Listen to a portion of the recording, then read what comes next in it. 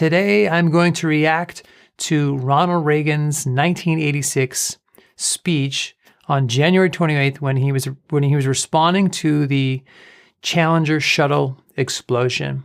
And most viewers will know this, but there's a launch that morning of a space shuttle, 7 crew, including 1 school teacher, and it exploded not long after launch. I think it was not even 2 minutes into launch.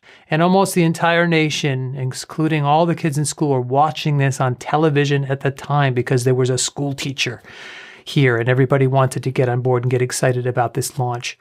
So that night, Ronald Reagan addresses the nation. So this is a same-day speech. And when something like this happens, in the public speaking world, we say that there's an exigence. There's a felt need for somebody to say something about it. And so here it is. Here's Ronald Reagan's famous speech when the Challenger exploded. And I'm going to look at this and pause it a couple times to point out some things that I notice. Ladies and gentlemen, I'd planned to speak to you tonight to report on the State of the Union. But the events of earlier today have led me to change those plans. Today is a day for mourning and remembering. Nancy and I are pained to the core by the tragedy of the Shuttle Challenger. We know we share this pain with all of the people of our country. This is truly a national loss. So right here in the opening, he's defining the situation for us. He's letting us know this is the day for mourning. This is a day for acknowledging this horrible thing that happened. He's defining, this is his main point. He's defining the point of his address. He was going to talk about the State of the Union, but now he's talking about this. 19 years ago, almost to the day, we lost 3 astronauts in a terrible accident on the ground. But we've never lost an astronaut in flight. We've never had a tragedy like this. And perhaps we've forgotten the courage it took for the crew of the shuttle. But they, the Challenger 7, were aware of the dangers, but overcame them and did their jobs brilliantly. We mourn 7 heroes: Michael Smith, Dick Scobee, Judith Resnik, Ronald McNair, Ellison Onizuka, Gregory Jarvis, and Christa McAuliffe. We mourn their loss as a nation together.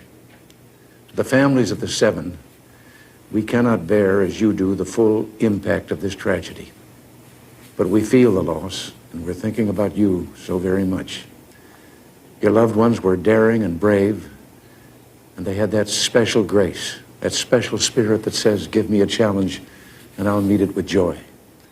They had a hunger to explore the universe and discover its truths. They wished to serve, and they did. They served all of us. We've grown used to wonders in this century. It's hard to dazzle us. But for 25 years, the United States space program has been doing just that. We've grown used to the idea of space, and perhaps we forget that we've only just begun. We're still pioneers. They, the members of the Challenger crew, were pioneers.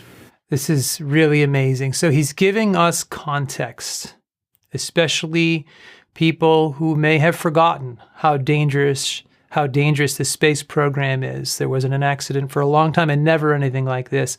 He's reading the astronauts' names, which is one of the things we do when we've lost people.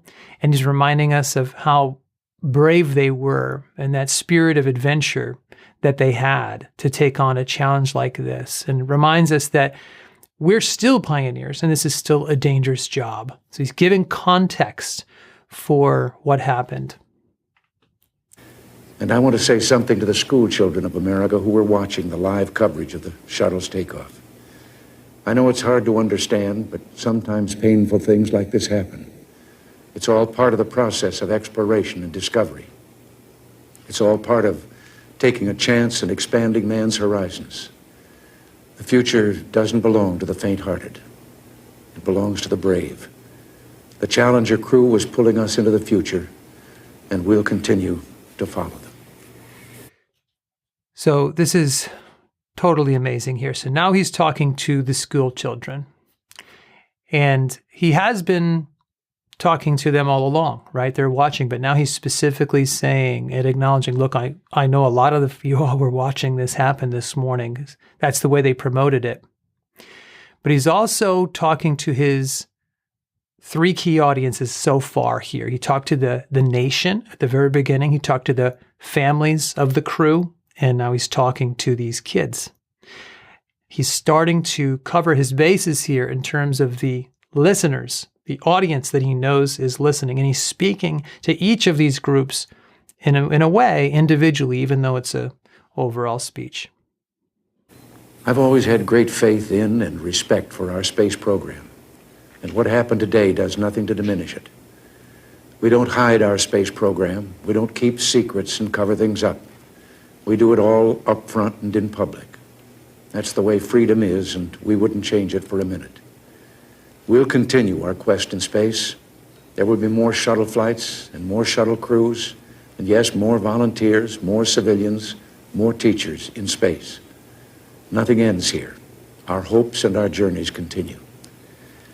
I want to add that I wish I could talk to every man and woman who works for NASA or who worked on this mission and tell them, your dedication and professionalism have moved and impressed us for decades, and we know of your anguish. We share it. So now he's talking to the fourth audience, NASA, the people who were on the job this day launching this shuttle.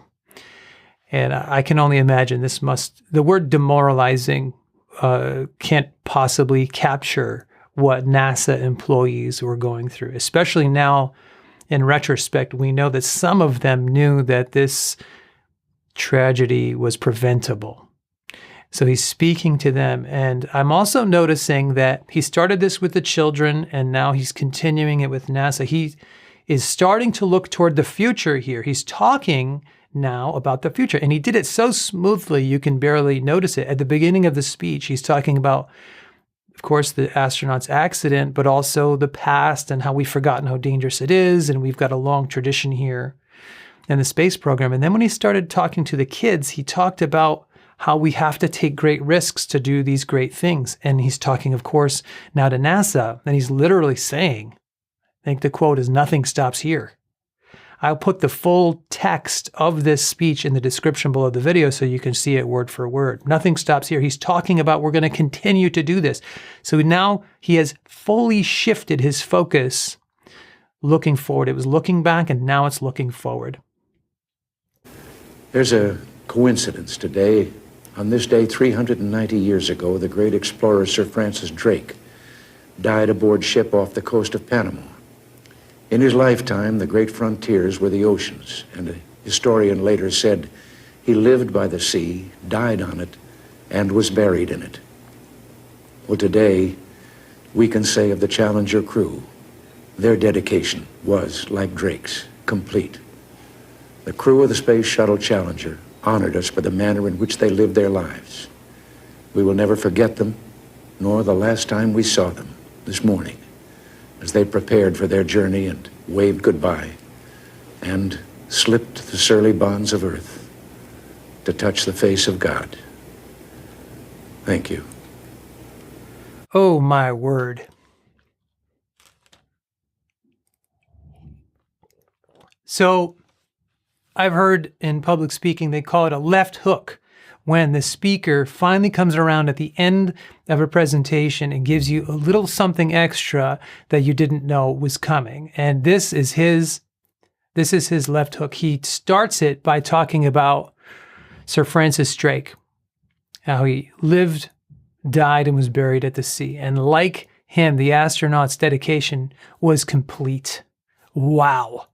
Now, I don't know how they found this out. That was hundreds of years before. They must have had a team of people working on this speech to get it ready this quickly, because that is amazing to find that and to use it. And it says it better than we could say it. To use that parallel just brings that sacrifice and that dedication of the astronauts into focus more clearly, because it connects it to our overall journey as people, as human beings, as explorers. And then he also uses some beautiful and poetic language that they slipped the surly bonds of earth to touch the face of God. And I remember after this speech, people said, well, was that Shakespeare? Where was he getting that quotation from? Because it doesn't sound like the rest. And I looked into it, and it was from an author, a poet, a 19-year-old pilot in World War II named John Gillespie McGee Jr. He was 19 years old when he wrote that. It was about flying because he was a pilot. And he died a year or two later in World War II. So connecting the life of a pilot, the job of a pilot, to that of astronauts is just through a poem. It's really powerful. So big picture, backing out of this, he spoke to all the right audiences, the nation, the family, the school children watching, and of course, NASA and all the people that worked there. He struck the right tone. He was empathetic, dignified, presidential. His message basically reassured us that we can get through this. This is a horrible thing, but we can get through it together. And if he says we can get through it in this parental kind of style, then we can get through it together. He's saying so, and I believe him. And he also, of course, reminded us of the longer story of humanity in the process as he reacted to this tragedy. Our longer story as people who will continue to push the boundaries, to push ourselves, and to learn and explore new things. So this is just an incredible moment of communication in our nation's history. You can see why they show this in a lot of public speaking classes and so forth. It's just amazing. Whew. So who else would you like me to react to? I would love to hear your suggestions and comments in that section below the video. And don't forget to take a look at some other resources that I have in the description below. So make a comment in the comment section. That's the way I should have said it. And take a look at the free resources in the description below the video. And I look forward to having a conversation with you down there. So until next time, thanks, God bless, and I will see you soon.